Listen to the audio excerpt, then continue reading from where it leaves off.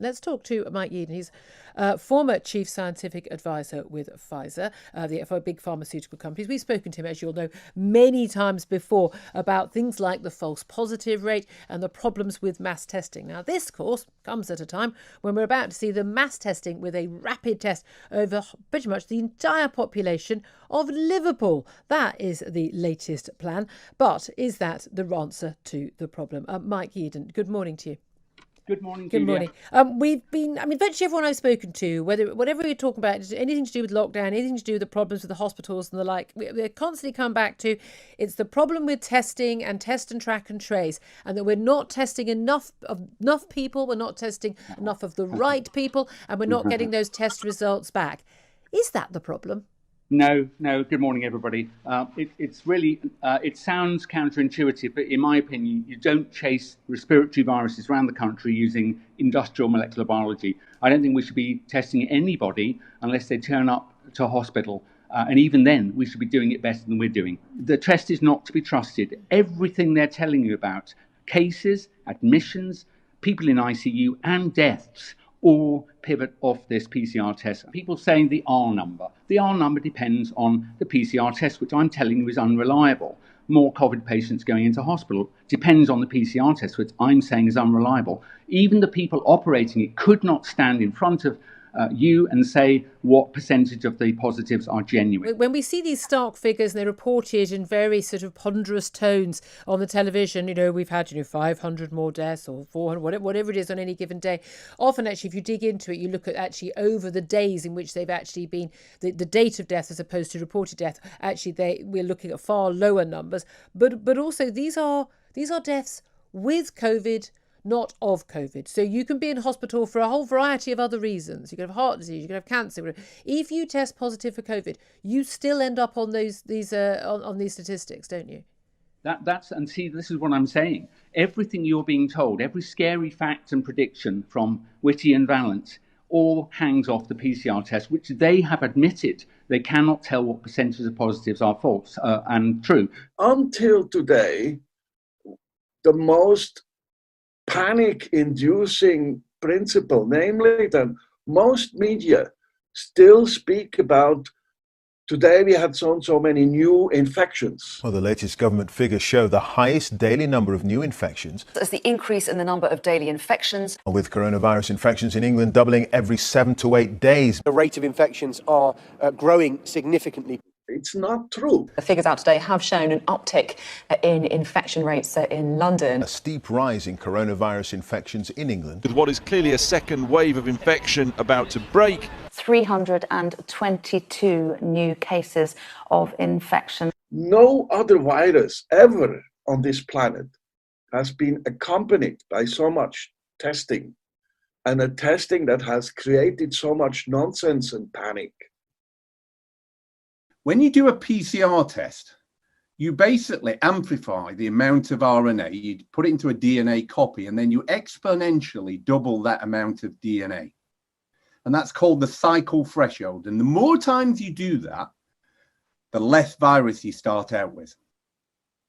And this is important because you can basically pick up a single copy of RNA in an individual. All right. There have been a number of reports of patients who shed viral RNA for weeks, as determined by PCR. It doesn't seem to be infectious virus. And the real question is, are they a threat for transmission? And I'm wondering if you think we could use a cutoff of viral loads determined by PCR to say this patient is no longer infectious, can go home, can go to a nursing facility. Because right now the physicians are really having a hard time with that. Right. Again, a good question. And what is now sort of evolving into a bit of a standard that if you get a cycle threshold of 35 or more, that the chances of it being replication competent are minuscule.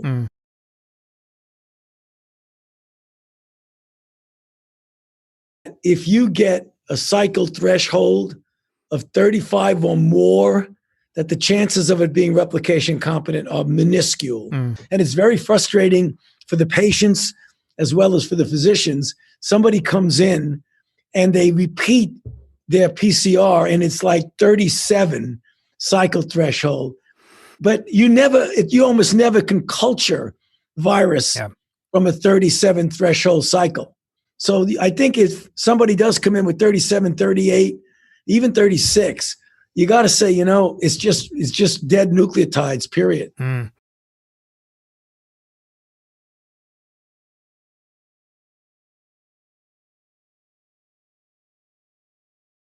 We have found RNA shedding in evidence for 78 days because the RNA is only 20 base pairs long, and it takes much longer for you to degrade the RNA. We know that, because it's been shown, that people who've recovered from the virus and they're clinically well, and you can no longer culture virus from a sample from their mouth or airways, still can be positive in the PCR test. And that's because, as you say, the test is not a test for virus, it's not a test for living virus. The test looks for a particular piece of the genetic code, and if it finds a small piece of a dead virus that's still stuck in your mucus and is being shed from cells, you could still be positive on a swab test for a long time. The most panic-inducing principle, namely that most media still speak about today we had so many new infections, which is totally, it's not true. A virus, it's a particle. It goes to everybody. So if somebody is immune, the virus also goes into this body, and it will multiply even a little bit. But if you're immune, you attack the virus first with antibodies, and you make immediately debris. The virus is destroyed. You have only parts of the virus around in your tissue. If you make a swab, or in your blood, if you go and test you will find this debris, and part of the debris will be nucleic acids, RNA. And if you make a PCR, all these people will be positive, because the PCR picks up two tiny, or if it's a good assay, 3, sometimes 2, sometimes only 1 tiny little piece of RNA that is then amplified. And this assay cannot tell you whether you had the virus or you just had some dead chunk of the virus, which still gives you a positive result. So corona positive with a PCR, it tells you only a little tiny bit of DNA, of RNA, nucleic acid was there, but it doesn't tell you whether it was the virus complete, or even a virulent, meaning a virus that can really make you sick. All this is not in this test. Because if you can amplify one single molecule up to something that you can really measure, which PCR can do, then there's just very few molecules that you don't have at least one single one of them in your body. Okay, it's just a process that's used to make a whole lot of something out of something. That's what it is. But it's not. It doesn't tell you that you're sick, and it doesn't tell you that the thing you ended up with really was going to hurt you or anything like that. Okay. So is the threshold cycle is reporting out a pretty standard practice in doing a diagnosis now, rather than just positive or negative? Okay, good. Yeah, I mean, if when you go in, when I get my test, it's negative. When someone comes in and it's positive, they don't give them the threshold until you go back and ask for it. Okay, but they've got it. They've got it. Right. They've got it.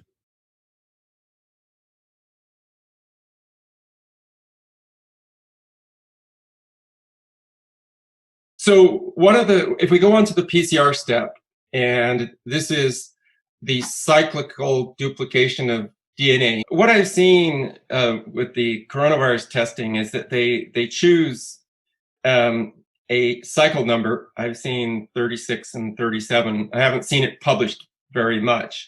Yeah. And if you obtain sufficient DNA by that cycle, it's considered positive, and if you don't, it's considered negative. I mean, that seems kind of arbitrary. It's absolute nonsense. Yes, it's absolute nonsense. It makes no sense whatsoever. So is there a different way to do it apart from choosing an arbitrary cycle number?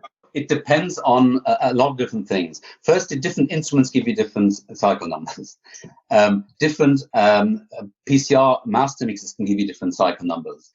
Different lots of probes can give you different cycle numbers. So the cycle number per se is not a good measure. The second point is that for most instruments, of all instruments really, once you get above a cycle of about 35, then you start worrying about the reliability of your result, because that would be roughly equivalent to a single copy.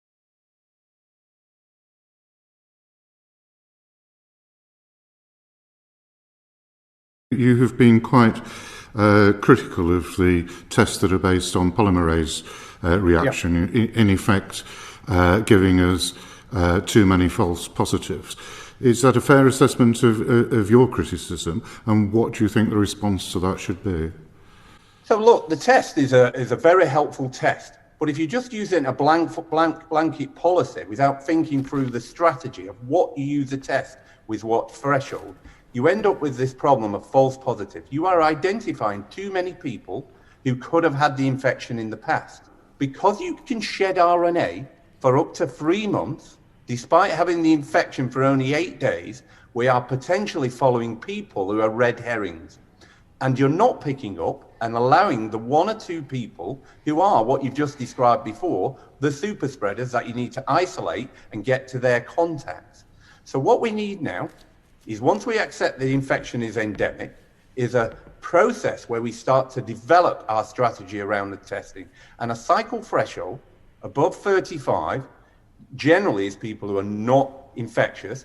Now you can put in a threshold level which says you are infectious, which is a cycle threshold of about 25. And if you do that, you can pick up the people who are infectious. But the way we're deploying the test at the moment is in a sort of ragbag way that says, whatever amount of RNA you've got on board, you are positive. A cycle threshold of 35 or more, that the chances of it being replication competent are minuscule. You almost never can culture virus from a 37 threshold cycle. So I think if somebody does come in with 37, 38, even 36, you got to say, it's just dead nucleotides, period. So if you were to go to, say, 40 cycles, you might get a positive result, but it might be a false positive. I would be very unhappy about a 40 cycle PCR. I would be very unhappy about a 40 cycle PCR. Yet NHS England documentation that has not been updated since January runs cycle thresholds to 45, which is identifying people who are not infectious.